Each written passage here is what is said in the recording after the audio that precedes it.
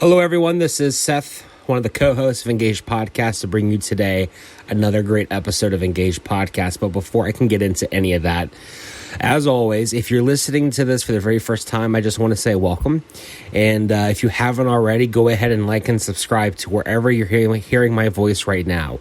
So if you're listening to this on Apple Podcasts, if you're listening to this on Spotify, Google Podcasts, Podcast Addict, Overcast, wherever, go ahead and like and subscribe. That way you can get notified every time we come out with a new episode of Engaged Podcast, and it will be directly downloaded onto your phone. Also, if you're someone who you want to watch the podcast happen in real time, you actually want to see the guests interacting with us, and you want to feel like you're a fly on the wall, then go ahead and go over to our YouTube page if you're not there already. The link for that's down in the show notes, and you can watch the podcast happen, not just, audibly, but also you could see it visually. And also, after you're done with today's podcast, go ahead and go through all of our other content that's on our YouTube page. And we have a vast amount of content on our YouTube page.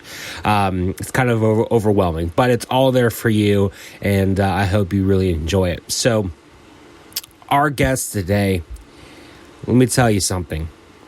This guy is one of the greatest guests we've ever had on the show. I know what I've said, in the past, that, like Douglas Wilson was my favorite guest. And Doug, if you're listening, I apologize, but this was the greatest episode I think we've ever recorded. I think Pastor Anthony would 100% agree. In fact, for days after with this particular interview, me and Pastor Anthony just swapped text messages and phone calls back and forth, still talking about this episode, still talking about this guest. His name is John Libonati. If there's one person that everyone I would go as far as to say the world, if there's one person I would recommend that people sit down with and talk to and get to know, it's this guy. All I have to do is just within the first 10 minutes, you're going to understand why there's no words that can do it justice. So instead of me babbling on and trying to give justice, let me just let the man speak for himself. Give it up for our friend, John Libonati.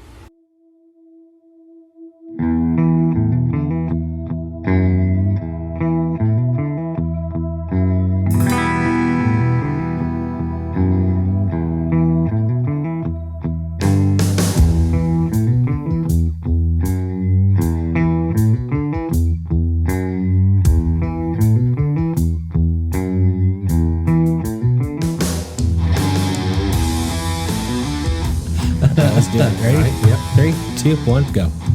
Welcome back to Engaged Podcast. Here we are in our studios here at Faith Presbyterian Church. Today I have the great privilege, of course, of hanging out with Seth. Yes, sir. And Mr. John Libonati. Funny guy. Now, John, you are the Mercer County Coroner. Yes. Right? 5 years, you're going on your 6th year. Correct. I can't wait to talk to you about that whole thing. I know there's so much you're going to have for us. But first, why don't you do us a favor and tell us a little bit about yourself? Well, I'm honored to be here. And it is an honor to be in a position to serve people in very challenging times, and most often unexpected times. I have a large experience, a great deal of experience in emergency medicine and trauma, death scene investigation, as well as certifications in forensic death scene management and death scene investigation as well. But it's, I retired from the emergency medical services system 2 years ago, locally here in Mercer County. Before that, I was with Children's Hospital, University of Pittsburgh, in trauma care and emergency medicine and administrative capacities as well. But I've now dedicated my time to exclusively serving the people of Mercer County as their coroner. So for those out there that are not familiar with what you do, give us in broad brush strokes, kind of what you do every day or every week or every month. Like, what are you doing? Where's your time going to? Well, coroners, by law, by jurisdiction, And my area of responsibility is Mercer County. Pennsylvania is a coroner state, which out of 67 counties, 65 counties are coroner counties, where they're elected coroners. 2 of those have medical examiners. Allegheny County, Philadelphia have medical examiners. But the coroner is responsible to investigate any suspicious, unexplained, traumatic type of death, where it's not a natural explainable death due to a natural disease process. But we also have a lot of other responsibilities that people really don't know. We are charged with serving those that would be considered unclaimed, where they have no family, which happens more often than you think. We also have to investigate any death that occurs in law enforcement custody or in police custody, and knowing that we do have prisons here in Mercer County, even if it's a natural death, we have to review those and look at those as well as any maternal deaths, any infant deaths, any traumatic deaths, car accidents, things like that. Like I said, anything other than a natural explainable death. Now in Mercer County, we are very unique as far as the other counties in Pennsylvania. As of April 1st of last year, we have required every death to be reported to us.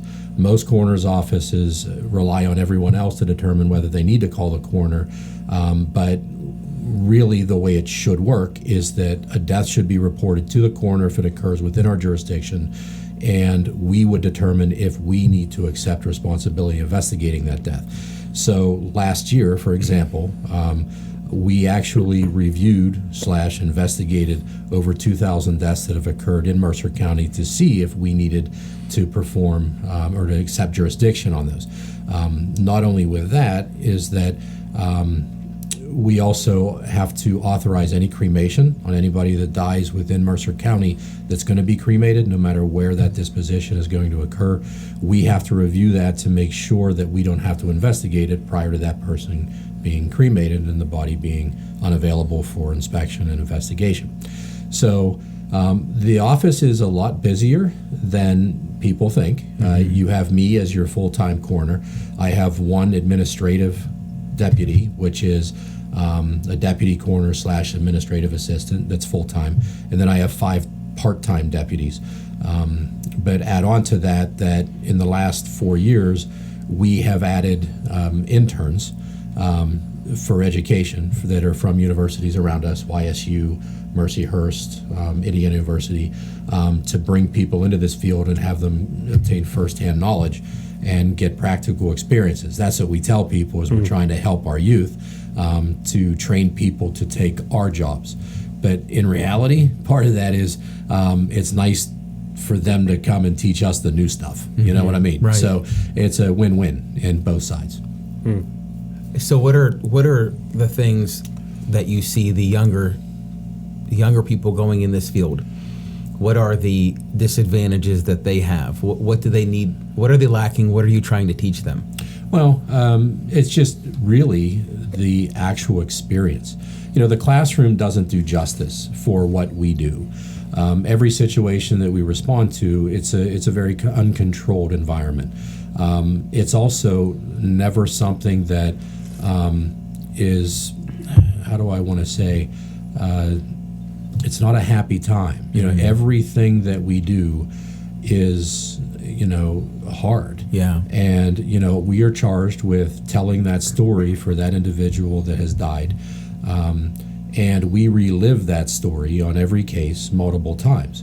So whether it was a homicide, a suicide, a drug overdose, an accidental death, not only do we respond to the scene and investigate that, but we also, have to go back and write our reports and review those, pictures that we're taking of the scene. If it does go to a criminal investigation, then we're reviewing that with, the district attorney's office or the ADAs, so we relive all those cases. But my staff will tell you that I'm very passionate and, very direct that we are to use our power and authority to serve that person and to tell their story. That's, first and foremost what we're there for. Not that it's not as important, but the next important role that we have is to help that family through a very horrific, tragic, and most often unexpected time.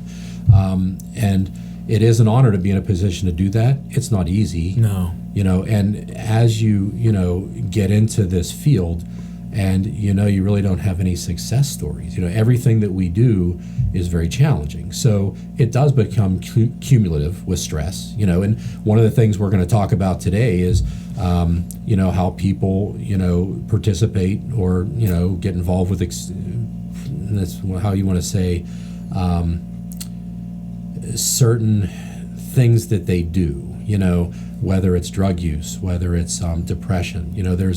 There's really this common denominator, which is, people feel isolated, disconnected, loneliness, but I'm here to tell you that I experience those regularly. It's just, what do we do with that? And if we were to say, I wish I could forget the things that I have seen and witnessed over the past 35 years since I've served people, Now I've been doing death investigation for 13 years, 8 as a deputy, but 5 as your coroner, and this is going into my 6th year. When I worked in the EMS community, you did have some positive things that occurred, experiences. But now, it does become cumulative, and we need to find sources where how we can work through that. I have a great support system, with my wife, my family. My friends, a lot of pastors, I'm strong in my faith. I didn't cause it to occur, but it is, really an honor, like I said, to be empowered, to be chosen by a great majority of people to serve them in that capacity. And I get it, that when it comes to the coroner, most often nobody cares. Nobody cares who the coroner is. But when it is needed and when you need to experience that, it needs to be somebody that really does care. Sure. Yeah, because you're handling such sensitive things. It's the highest for somebody that they're going to go through if there's a death in a horrible way. I agree. I remember there's a great book called Integrity. And in this book, he talks about how people at the end of someone's life is judged by 2 things. And he likens it to a wake at the end of a boat. So imagine you're standing at the end of a boat and you look out and you see the wake, and the wake looks like a Y. And he said, on the one side, you have your work, your tasks. And so you can picture someone standing at the casket talking about, I worked with so-and-so. They were great, hard workers, and they always put in their time and all that stuff. But then he says the other part of that wake is relationship, right? It's they were so fun to be around, or they were the life of the party, or whatever it is. And he says usually that's how you're looking back, reflecting on someone. What I find fascinating is you just mentioned the top 2 things you're doing. And the top 2 things were the task and the work side of it, but then also the relationship side of it. And why I think that's important is because even when you talk about doctors, you have 2 sides, right? You have I just did surgery, but then you have to go and talk to the family. That's the relationship side. And a lot of times you can fail in that relationship side. Even if you were successful in the work side, you can walk out of the hospital and go, that guy was a real jerk, right? He came and delivered the message like this. And I guess what I'm saying is I see something of strength in what you're doing and how you're training people, because both of those are so important. It's not just what you're actually working on. It's you have to put on a soft glove now and deliver this message to a family that is, you're probably not going to hear any worse message than what you're about to give them. And both of them become critical. Yeah, and when you're investigating a death scene, it's not that you're hardened, but you are able to sort of disassociate yourself from that being a person and really look at it scientifically. Yeah. But there is more of a human connection whenever you do work with those families. One of the questions I really appreciate being able to ask those families when you go in is to just simply tell me about your loved one. I want to hear their story. I just want you to tell me about it. And I think that's really important for them to be able to do that. And, there's often, we do give some words of encouragement, I guess is, for lack of a better term. Because remember, we deal with this every day, all day. That's all we do. And believe me, I question at times, how is this fair? Why would this be allowed to have happened? But you're never really going to have the answers. I believe that every life is important. I believe that every life is meant to have a profound impact on this world. Everyone has a purpose. But I think that the way things have went in our society today, it has caused people to think that their life has to be associated with something profound or amazing to be of significant value. I don't agree with that. I agree that our legacy, every one of our legacies, is how we intervene and interact with amongst each other and what I give you. Like it or not, just the fact that we're going to be spending some time together in this room talking about things, and the people that are listening to this, right, are, we're going to change our lives. Just our simple interaction is going to change a little bit of us. So when we do lose a loved one, it's terrible. Because we are the ones left without that loved one. Yeah.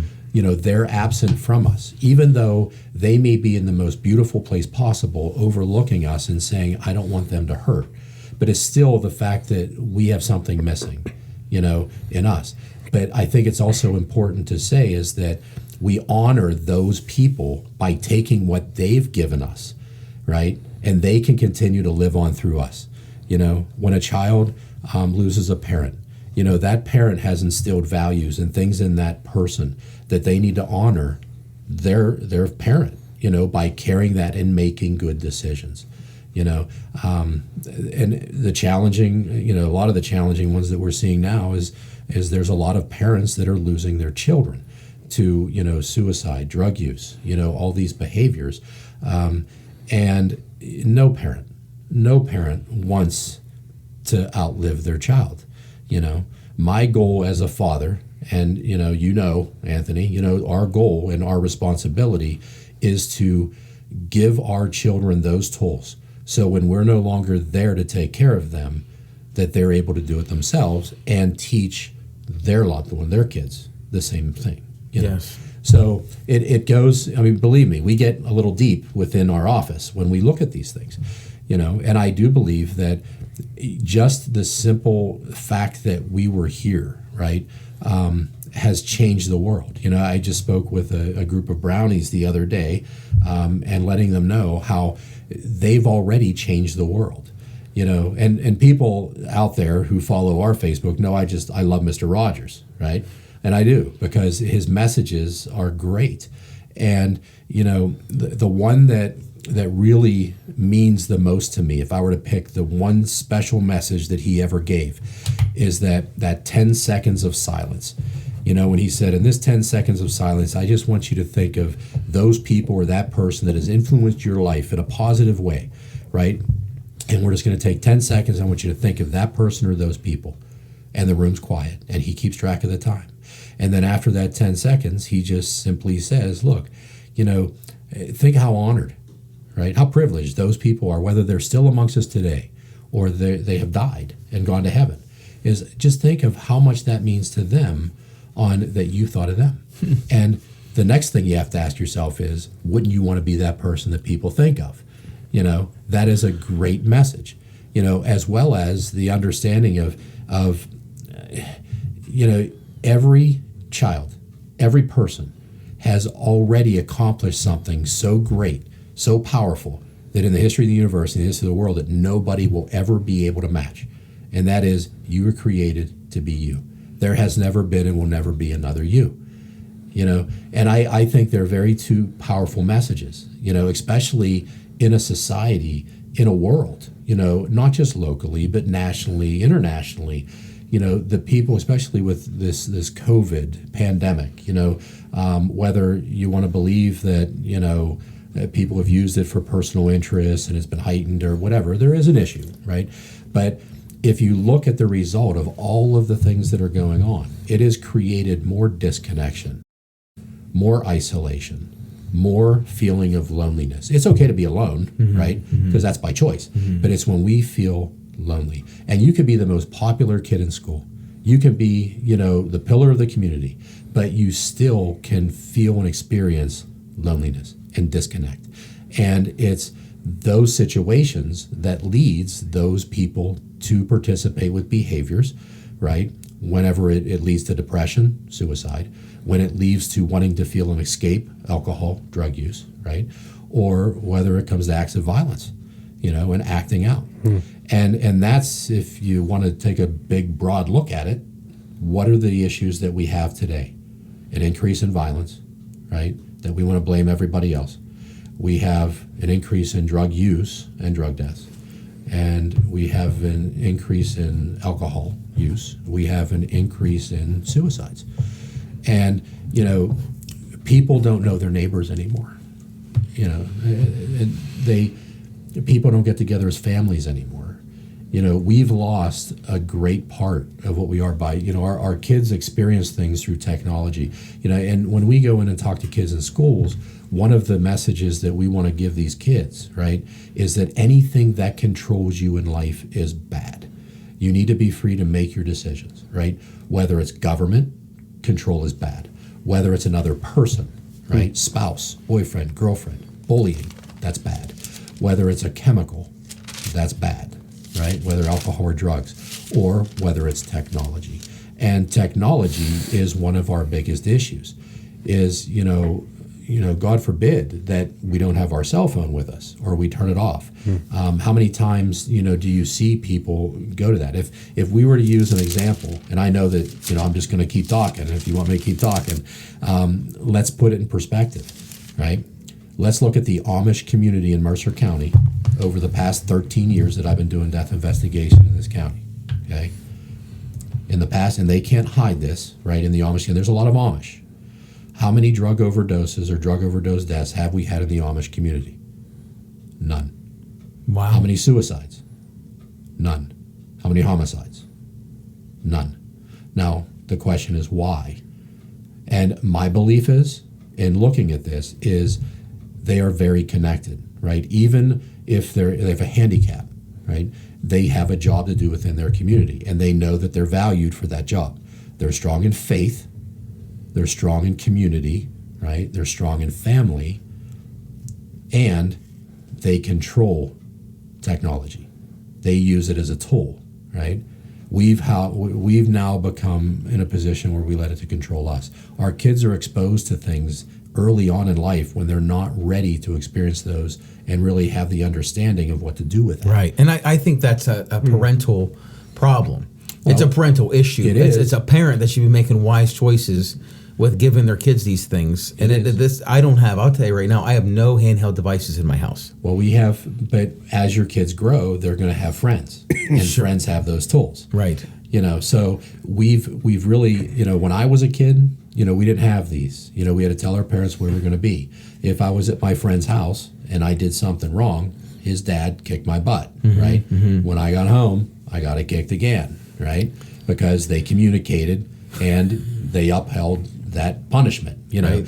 So, but now it takes a community to raise a child, and it really does. The only thing that we have challenges with all that is there are so many outside influences nowadays than there ever was when we were kids. And we could be the best parent in the world. Now, believe me, there are some parents that don't pay as much attention, right? We know that. But there are parents that are trying.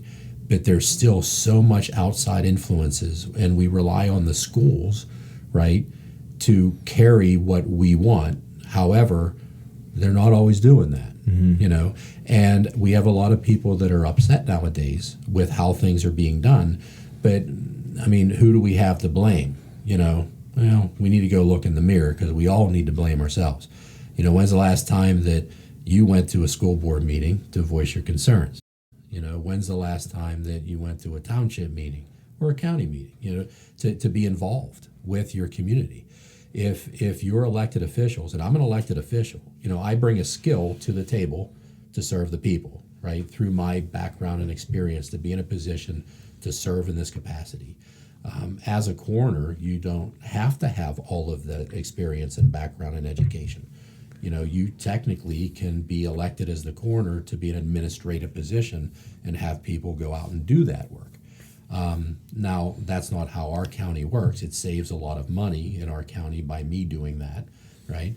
As well as having 5 part-time staff, right? But I believe that we need to hold our elected officials accountable, because they serve us. When it comes down to it, the coroner, if you look at the power and authority associated with the coroner, people don't realize this, but the coroner has one of the highest levels of power and authority within your county government. At a death scene, we trump everybody, and we issue our own subpoenas to appellate court. We don't go through a judge to issue our subpoenas on an inquiry into a death or an inquest, right? So, but I don't look at my position as a position of power and authority. I'm going to use it to serve who I need to serve, right? However, I look at my position as a position of responsibility. I answer to 112,000 people that live in Mercer County. That's who I work for.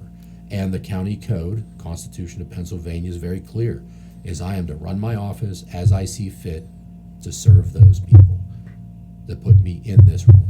And I take that very serious. And I want to call out every elected official to say, are you doing the same thing? Right. I want to read a Bible verse to you because you talked about the increase of violence, drugs, alcohol, suicide. Okay? And this verse comes from the book of Proverbs. It's in Proverbs chapter 13, verse 12. And it says simply, hope deferred makes the heart sick, but desire fulfilled is a tree of life. How does that tie into the violence, drugs, alcohol, all this stuff on the increase? How does that verse, hope deferred makes the heart sick? Well, what I'm asking is are you seeing a connection with our society, hope deferred? Like, so for example, one of the things that I wanted to ask way back when, but you and I are the same machines when it comes to talking, right? Gotcha. Yep. And this was a really cool insight when you said that everyone's born with, I'm paraphrasing, everyone's born with a sense of, let's say, destiny, but today we only think we have value if we're doing something huge. Correct. Okay, why is that? Because reality TV, social media, paints that picture that if you're not beautiful, let me ask you a question: what is beauty? And that's another thing we talk to these children. What is beauty? Beauty isn't external. Beauty is who you are. And as we talked about before we started, a little bit of our round table here is that it's easy for people to make a mistake, okay? And I don't like to talk about the increase in suicides, increase in drug overdose use and all that, because when we do, it causes it to increase. It seems like a lot of people out there listening, when they read that, get the idea, right? But I will talk about those things if we give people the understanding of what they're experiencing is real. And it doesn't need to be hidden, right? And it's the persona, right? That, I'm different because I feel this way. We all experience those disconnection, those periods of time. It's what we do with that. It's okay to make a mistake, right? Like I always taught my children, if you make a mistake, I can accept that. It's what you do with it that matters. So basically, you're saying, I don't care about what you did, but it's about what you do next that I care about, right? And certain things, though, get a hold of you. Drugs, once you try it, there's a lot of drugs out there that keep you hooked on that, but I think it's really important that we as a community need to start to engage. We need to get out there and meet our neighbors. We need to get involved with our kids' lives. Our kids need to get involved with their parents' lives.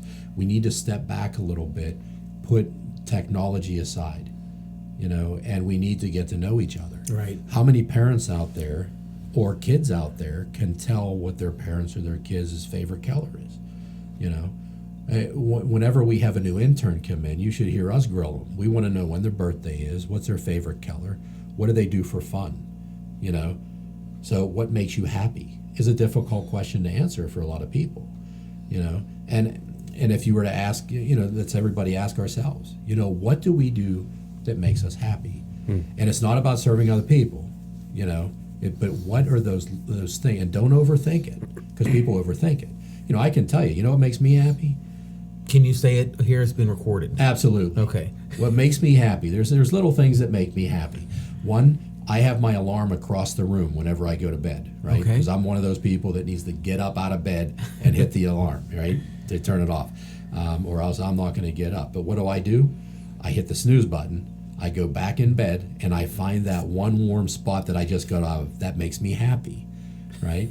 I mean, just simple things. You know, when you're driving down the road and you see a group of young kids and you just wave and they wave back, it makes me happy. I can't answer why. You know, when I see that school bus in front of me turn so I don't have to keep following it makes me happy. Yeah. You know, but I think we overthink things. Well, let me ask you this question. Give our listeners something practical that they can do. One solid thing that those who are listening who are going, yes, I agree. I'm not connected. I don't know my neighbors, whatever. What's one thing that they can do to start correcting this? And this is a challenging time. You know, I would say meet one person. You know, you're going to have to sometimes go outside of your comfort zone. And we need to sometimes do that to make a change. And some people are more comfortable staying isolated at home, you know, especially with, you know, the fears that have been instilled in us about the viruses and everything else out there. But there are ways to protect yourself. There are ways to get involved with a community effort. Get involved with your local community. See if there's, you know, Meals on Wheels to help the elderly community. See if there's some programs out there with kids, whether it's a scouting program, Boy Scouts, Girl Scouts. Get involved. Mm-hmm. Those organizations need people. Mm-hmm. You know, get involved with your local service organization. You know, your volunteer fire department. You don't have to run into burning buildings, but you can help them fundraise. Right, you know? right. Get involved with your church. There's a lot of, we need to get back to, one, getting back in touch with our family. That's number one. Pick up a phone, call somebody. You know, next we need to get involved with our community. And we, you know, but some of us are built that way, some of us aren't. Yeah. And it's, you know, you really can't give a simple answer. You know, it all depends on that individual. But I would say that we really need to look into ourselves and say, what really makes us happy? You know, and if you can't answer that question, then I think it's appropriate. It doesn't mean you're crazy, you know. It just means maybe I need to talk to somebody. And, you know, there's a great tool out there, you know, called 211 that is the 911 of human service needs. So if you need a fire truck or a police car or an ambulance, right, you call 911. But if you feel disconnected, you're isolated, you don't have food, you can't afford your heat, do you realize there's a number you call 211? I never knew that either. Is that local or is that all over? Well, the United Way of Mercer County is spearheading it. You know, they've had billboards, they're trying to get things out there. They're in doctors' offices. If you need help, call 211. They will connect you with local resources to help you resolve those problems. But it even goes deeper than that. They'll also try to figure out why you're experiencing those challenges, right? And they'll, you know, to get you in a position to work out of that. Nice. It's a great tool, you know, and it's a shame. It's been in existence for quite some time. The most common use for it here in Mercer County is that's how the ARP does free taxes, and that's how people call to schedule their taxes. 211. And I honestly believe, and Mercer County has a plethora of organizations. You know, you don't think that I talk to my pastor about how I'm feeling? Oh, I sure do. Right, multiple pastors. I have a close friend that's a pastor that I talked to last night. You know, we experience those. You don't think I talk to my wife? No, I don't. You know, we don't violate privacy things. Sure. We talk more about our feelings. My staff, you know, we get, you know, very personal with how we're feeling in our experiences with what we're doing. It's important that you have that. Mm-hmm. We can't do it alone. Some people do better if they get a pet. Get a dog or a cat. Mm-hmm. I mean, I'd get a fish, but you can't really pet a fish. I've got a big dog, but the only problem is he to take it out on me when I'm not there. He eats stuff throughout the house. He just got through my third pair of glasses. Got you. That means he cares about you. But there's a plethora of resources in our county to help people that are in need. And I think the biggest challenge is people out there, one, feel as though they're weak if they have to ask for some help. Mm-hmm. But we've all been in a position where we're going to need help. It's okay. And there's people out there that want to help. So let them. But I think one of the biggest stumbling blocks or the biggest, obstacles that we have is getting individuals that need help to know how to get the help. Right. Because there's so much out there. Right. And that 211 system is a great tool. Wow. I never heard of that. That's really neat. Well, that would be something for a future podcast. Yeah. Is there someone that we can contact that runs Absolutely. that? I'll put you in touch. Okay. What was I going to ask you? It was a good question. Now I can't remember. So I'm going to kick it over to Seth. Oh, thanks. Well, so one of the things that I love that idea of if you're feeling disconnected, get connected to the local community. And this is something that we've talked about too, which was the fastest way to get out of a depressive state of mind is to help somebody else. It's like it's free, to help somebody. But one of the things when I suggest that to people is the first thing they say is, I'm just too busy. And then I say, well, what are you doing that is getting in the way of something that your brain desperately needs? And this is another thing I think about in our society today that is kind of screwed up, is that we contribute busyness to success. And business isn't always synonymous with success. You could be doing a lot of things that aren't getting you anywhere, or you could be doing one thing that's going to get you somewhere. And one of the things that a couple of years ago, we went back to Germany. I was born there in Frankfurt, Germany. And so my parents brought me back. And one of the things that I was just astonished by over there was around, I think it's like 2:00 over there. Everyone goes out to lunch. It's not an option. Like, stores have to close down. Areas, except for, I think it was just coffee shops or whatever. But they even had their own time. And so at 2:00, you'd see all these people from the community all eating lunch together. Like, every coffee shop was packed, every restaurant was packed. People were eating lunch at their homes. And it was a way of forcing themselves to have that sense of community with other people. And I just found naturally just the people over there, they just seemed to be more friendly and more in touch with their surrounding areas because they have something in line that makes them do that. The Bible tells us that we should have a Sabbath, which is not only just time with God, but it's also a time with other people too. And so in our day and age, it's a matter of looking at what are you doing throughout your day? How can you take some of that away so that you can spend more time with other people and do something that your brain desperately needs you to have, which is that one-on-one.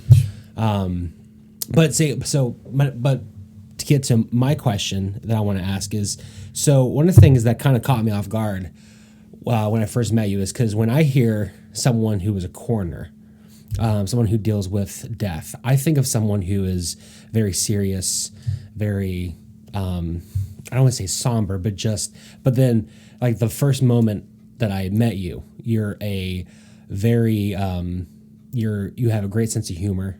You're very, you have great charisma. You're overall just a very lively person. In the line of work that you do, which is very tough, and you're seeing horrific things, and you are dealing with one of the greatest taboos of all time, which is death. How do you do that? How do you keep that going? Well, I blame my mother, right?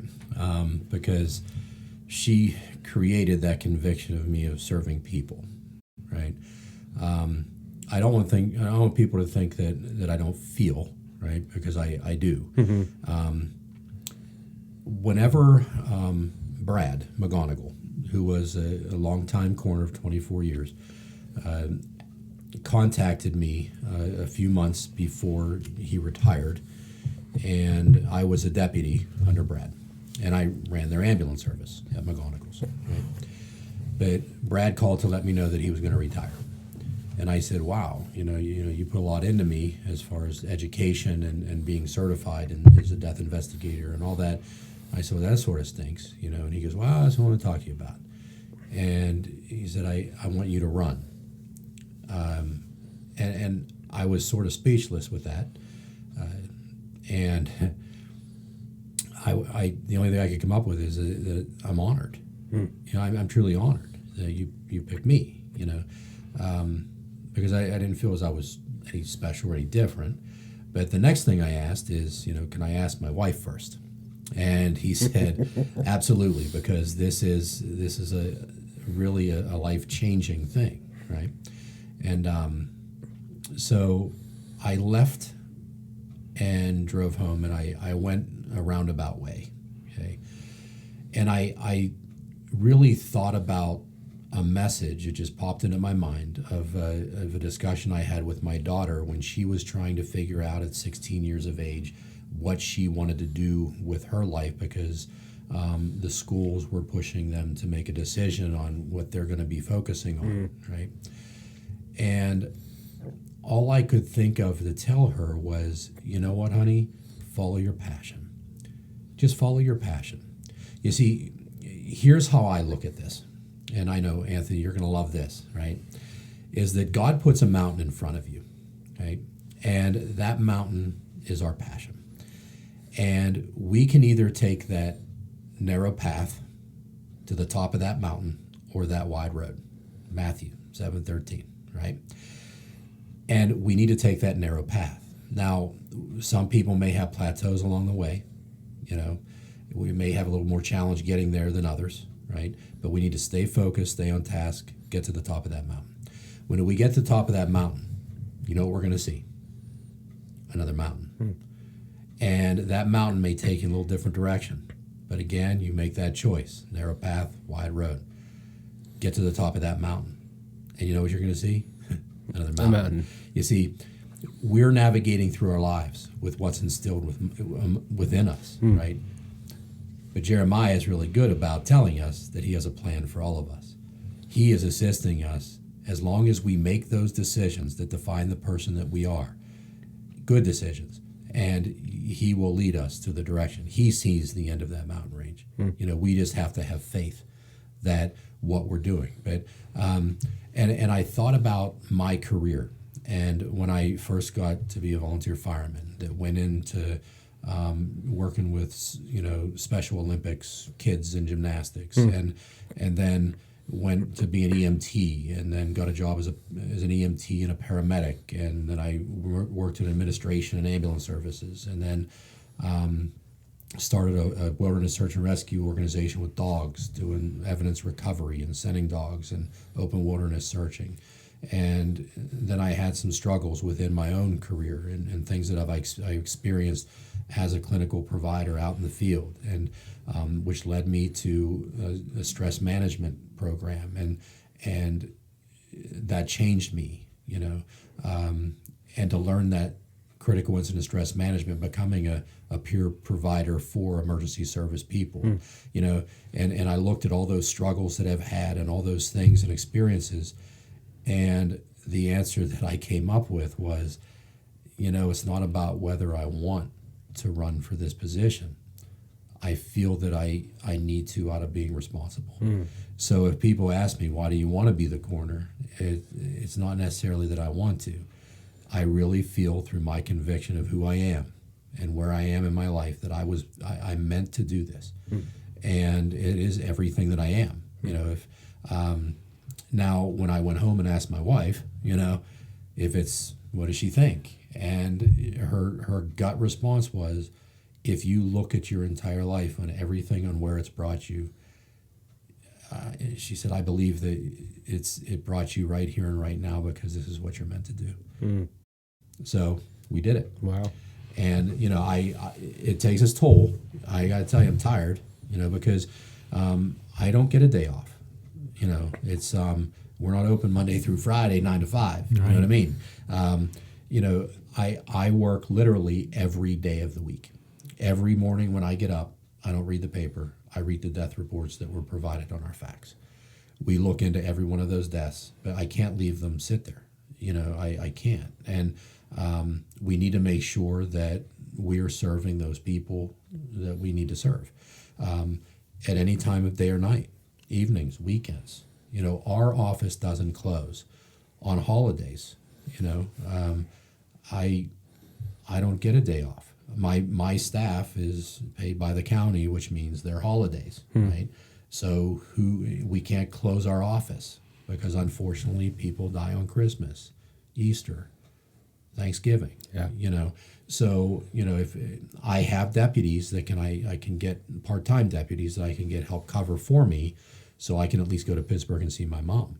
When I go on vacation, I have to have the Crawford County Coroner help cover for me so I can go on vacation. But I'm not complaining about it. I knew that going into this. But, I believe that I was meant to do this. So how has becoming coroner, how has that changed your life? Okay. Well, I always did work all the time. How did it change my life?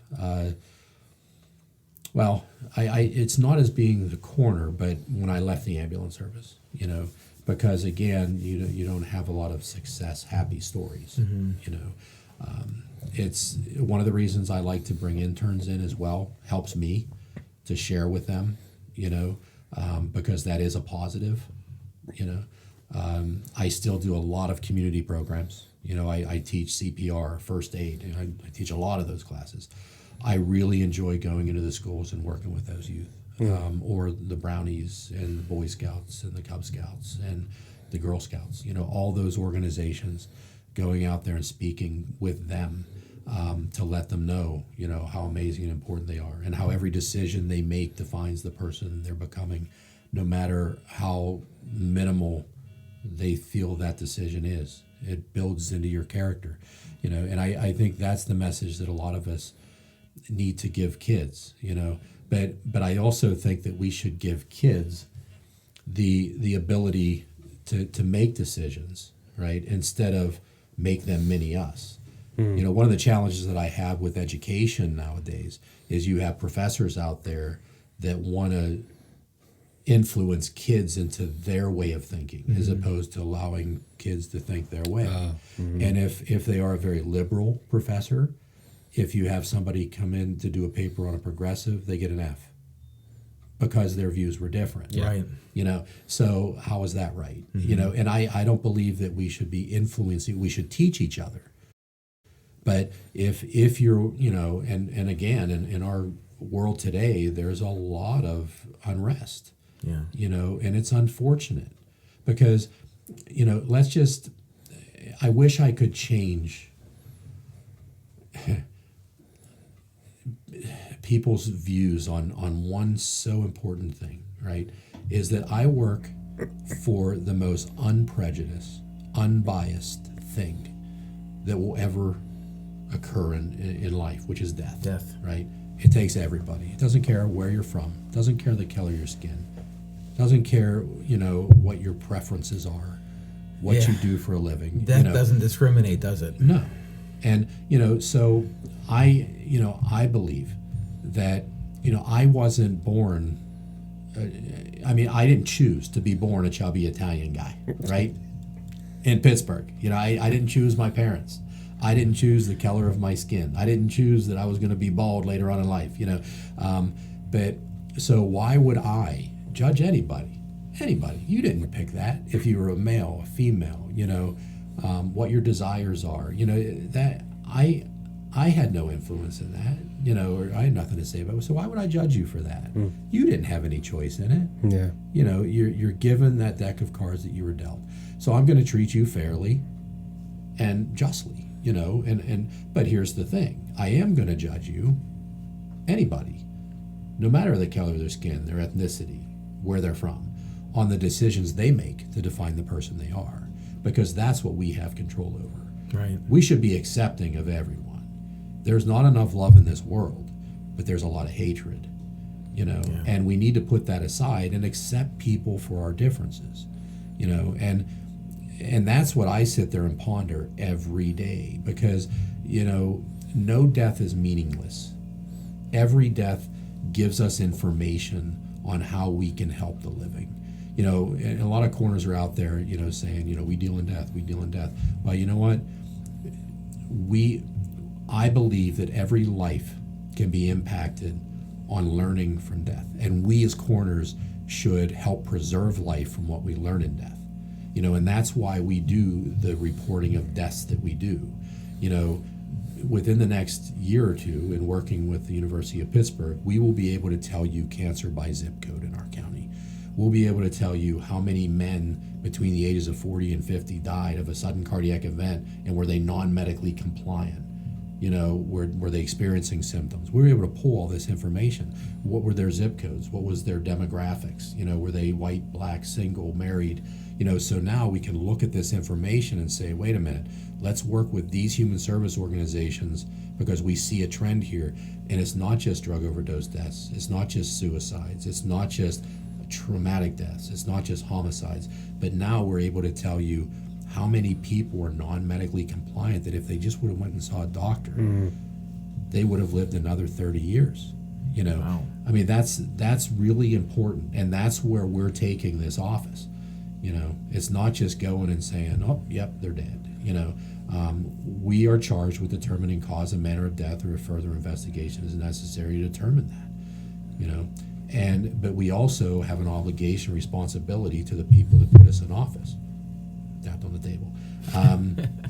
See, yeah. We knew we'd get you to get on the table at one point. Well, you're getting me a little passionate here. So, but no, I mean, you get what I'm saying. Yeah, of course. But to answer your question, I mean, I don't necessarily have an answer, as far as of why. I believe it's who I am. I believe that I was meant to do this. And I, like I said, I wish I could unsee it. Sometimes I think the reason I do this is so somebody else doesn't have to. I don't know. Yeah, my dad, he was in the Gulf War, and he was also a police officer. And one of the things about my dad to this day that I love him so much for is he has one of the greatest sense of humors of any human being I've ever met. And growing up, we've had, our family had some rough times. My dad's humor was always the thing that always got us through. Like that, and just his wisdom and his love as well. And I remember one day I asked him, I was like, Dad, like I want to be funny like you. And he said, the humor has come from years and years of trauma and learning how to cope with that. And I was thinking about it. I'm like, wait, what? And he goes, when you're in the military, or when you're a police officer and you've seen the things that I've seen, he's like, you either have two choices to make as a reaction to that. You can either drive yourself to insanity, or you can find something light to bring up. And he goes, I've seen guys who have gone off the deep end because they chose the first one, and I've seen guys who have made the best out of it by choosing the second one. And one of the things that I've noticed about people like yourself, when we had people like Mike Kobe, he was an EMT, and he's a chief of the fire department. Is that, and then Tom as well, is that the people who have those high stress jobs like yourself, who are dealing with very difficult things, those people do seem to have a sense of humor or a sense of lightness to them. I would agree with that. And I would agree, because I deal a lot with those individuals, right? And now humor is something that helps you to cope. Of course. Yeah. And you do learn that early on. Yeah. Whenever you start to get exposed to these environments, as a kid and as you grow into that. But there is something that, is referred to in emergency response, whether it's police, fire, EMS, as black humor. Of course. Right? That it's or dark. gallows humor. Yeah, it's dark humor. Yeah. But because at a scene, sometimes they say things that you're like, I can't believe they said, but it's them trying to cope with it to escape what they're experiencing, and it's not meant to be disrespectful to those individuals, and sometimes other people do need to rein them in and say, not really appropriate, Of course, you're right. But we know why they said that, and it wasn't meant to be, derogatory towards that person, right? And because I would never. Well, I was that kid in high school that would get in a fight with a bully, but I would never be disrespectful to a decedent or their family ever, or anybody for that matter. We all are who we are, and if you don't think like me, it's okay, but just don't expect me to always think like you. Right, but, exactly. But we just need to respect each other, and I know there's a lot of people, just take these masks, for example, that, you can't go in here without one, there without one, and people say, well, I'm not going to go in if I have to wear a mask, or, should we just storm the place with no masks? I mean, come on. I mean, why would you do that? Because all you're going to do is, there's people out there that are afraid. Let's be respectful of each other. So wear a mask that says, I don't believe I should have to wear a mask. You can make your statement, but it's still, you're respecting other people that are uncomfortable and maybe scared, but anyways, yeah. So, no, but I agree with you. I think within emergency services, and it is sort of nice because my peers, the people that I work with every day, we do have fun. Your public safety director, Frank Giannetti, if you know Frank, he's another chubby Italian. He and I always pick on each other. People like whenever we're together because we pick on each other about who's chubbier and other stuff. But it's all a lot of fun. Right. And we're close friends as well as so you can have fun with that. Oh yeah. But before we close out the show, I have one more question, but Sure. I will ask you, has anyone ever said to you that you look like a certain popular singer? Billy Joel. Oh, Yeah. Is that Oh it? my! Oh Wow, my! that's crazy. I wasn't even thinking of that. Yeah, I've heard Franco Harris, Billy Joel. Oh man, you're a dead ringer for Billy Joel. Now, do you have a good voice? I just want to say that Billy Joel's really good looking. Yeah.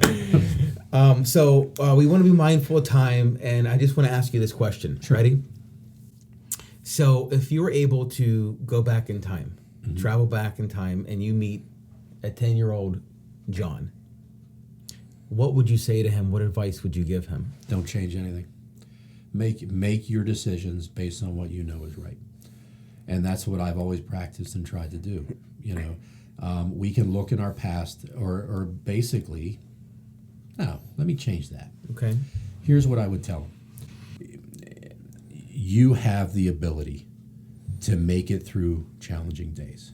When my daughter calls and says, Dad, I'm having a bad day. And I'll say, you know what, honey? You have a 100% track record of getting through bad days. Pretty sure you can get through this one. And as you do, and you experience those things, it does make you stronger. One of the challenges that I have, that I'll tell you, when I have somebody that overdoses, when I have somebody that commits suicide, that some people would say it's a very meaningless death, right? What makes me angry is that person stole the ability for me to meet them. That I'll never get to know who that person was, and that's what hits me every time I have one of those cases, is that they took that away from me, and I just wish that we would have been able to meet a day earlier or months earlier, so maybe we could have talked about it, and any time that somebody does something to escape that problem that they're experiencing, that leads to death, there was always another choice. And again, Matthew 7:13, take the narrow path, not the wide road. Wow. Sometimes it's going to be challenging, but take it. Listen, John, I know on behalf of Seth and all of our listeners out there, we appreciate you taking your time. We know you're busy, and I think it's clear from listening to you today that you are the right man for this job. It's not just a job, it's a calling for you. It's who you are, and that's why you do it so well. Yeah, I appreciate it. If you're listening to this and you live in the local area, don't forget about 211. That's a lifeline for you. Never give up hope. We hope you've been blessed by today. This is Anthony Clauditis, pastor at Faith, signing off this week. We hope to connect with you again. If you haven't done so, please like and subscribe, and you can get all of our content that way. So we hope you've been blessed. Cool. Before you end, the real name is John Libonati. Just saying. Libonati. Libonati, okay.